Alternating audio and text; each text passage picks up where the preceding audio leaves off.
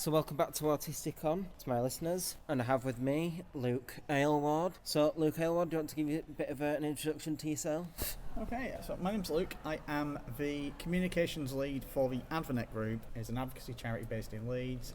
I'm here to represent our Autism AIM service that works with autistic adults in the Leeds area who get little or no funded support.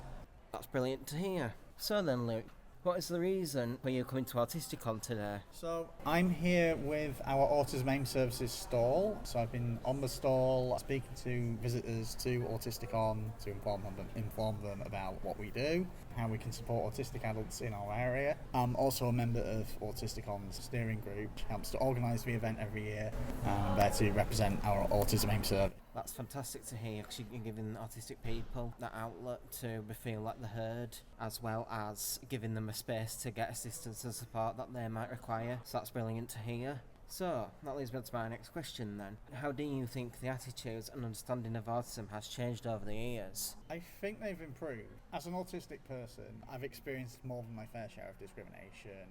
Yeah, me very much included. Yeah, solidarity. But yeah, I think things have improved, largely, because of the work of many autistic people themselves. We've informed, the wider population about, the challenges we face, how things can be made more accessible and inclusive for us. And I think events like Autisticon are, playing a great role in that, especially in our part of the world. Yeah, I think events like you say, like Autisticon especially, does play a pivotal role within the autistic community, and also just neurodiversity in general, because it gives us that outlook, and it also shows that there is companies out there that are willing to make the necessary adjustments that are needed for autistic people like ourselves to be able to function in this very complex and very difficult world to understand sometimes. So what has been some of your highlights of your visit? I suppose being in this venue, Nexus Leeds, for the first time, it's been interesting to see how the event's been laid out. The stalls, the speakers area, and quiet spaces. I think, given we only recently managed to secure this space, I think we've done really well with it, and I think Nexus Leeds staff have been very supportive, making sure we have what we need. But the fact that it is still pretty close to the city centre is really handy as well.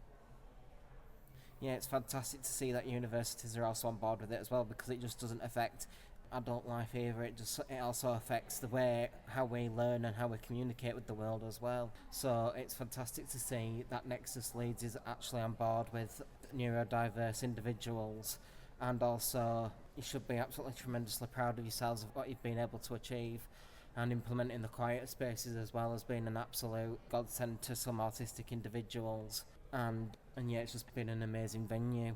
So what are you looking forward to at this year's Autisticon? What am I looking forward to?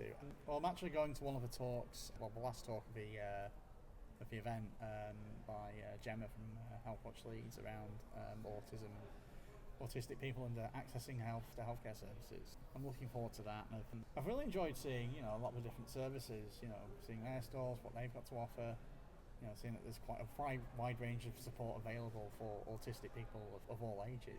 Yeah, I think I'd have to agree with you there, because I'm quite surprised myself to see how vast it is that they're with the stalls, that they're there to support us with our individual needs, and they're willing to assist us in whatever areas that we need the help in. So I think that's absolutely fantastic to see that. And finally, the last question for you is, what would you like to see at next year's event? If we're able to give ourselves more time to organise for next year, maybe have a space set aside for activities. So in previous events we've had spaces like Lego and zine making. If we are able to fit that in, that might attract even more visitors than we've had this year. Yeah, I think that would be good, because like you say, it's thing you mentioned, like Lego itself, favourites within the autistic community, and yeah, it would be good to extend your audience as well, to give that representation for other people that might not necessarily feel like they've been represented this year. Whereas if you could implement that would then make them feel like they're also represented as well. So thank you, Luke, and where can people go if they want any support from your service? Yeah, if you want to find out more about our Leeds Autism AIM service, our website is leedsautismaim.org.uk. If you want to find out more about the wider AdvoNet group, our web address is advonet.org.uk. Okay, well, thank you for that, and it's been a pleasure interviewing you today. Yeah, it's been a pleasure speaking to you. And hopefully this event will continue to keep running for years to come. Yep, keeping everything crossed. Thanks for your time. Thank you.